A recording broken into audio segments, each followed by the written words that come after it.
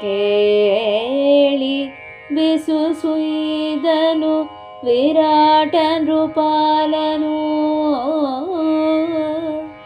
ಹಿಂದಿನ ಲಳಿದನೆ ಕಟ್ಟಾಳು ಕೀಚಕನು ಎನ್ನುತ್ತ ನೋಡಿದನಂದು ಕೆಲಬಲನ ಆಳು ಗಜ ಭಜಿಸಿತ್ತು ಹಾಯಿ ಕುವೀಳೆಯವನು ಇಂದು ಎನಗೆ ತನಗಿಂದು ಓನಗದೊಳಬ್ಬರಣೆ ಮಸುಗಿತು ಕದಡಿತ ಸ್ಥಾನ.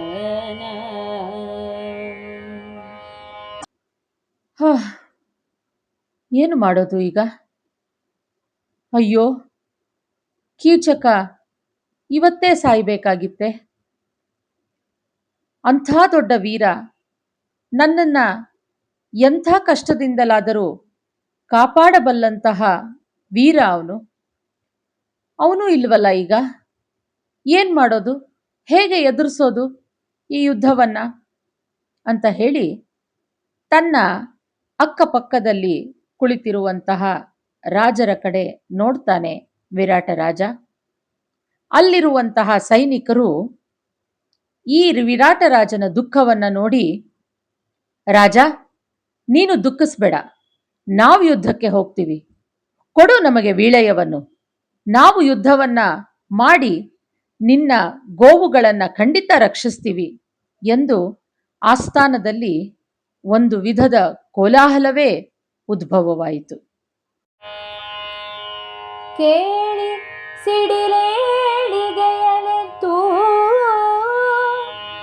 ರೂಪಾಲಕರು ಗಜ ಭಜಿಸಿ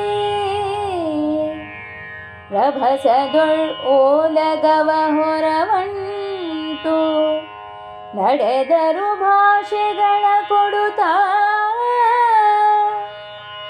ಆಳು ಕೈದುವ ಕೊಂಡು ಕರಿಘಟೆ ಮೇಳವಿಸಿ ಹಲ್ಲಣಿಸಿ ತೇಜಿಗಳು ಅಳಿಯಲಿ ರಥ ಹೂಡಿ ಕವಿದುದು ಮತ್ಸ್ಯ ಪರಿವಾರ.